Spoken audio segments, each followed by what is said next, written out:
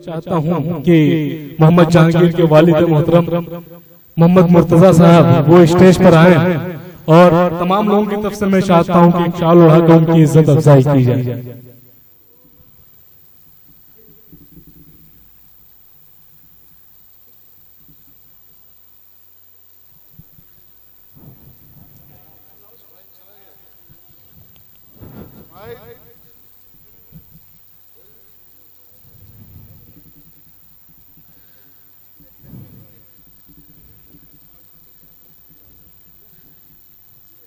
एक बार तमाम जोरदार तालियां हो जाएं।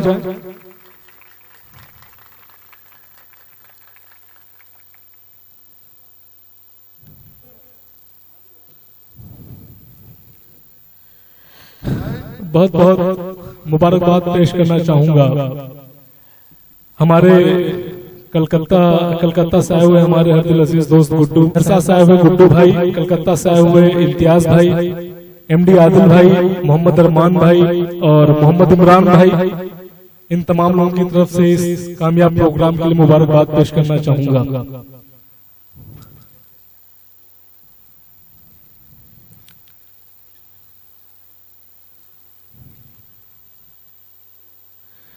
एक बार जोरदार तालियां हो जाएं मोहतरमा शबाना दाऊद साहिबा और मोहतरमा मिता कौशिक साहिबा के लिए।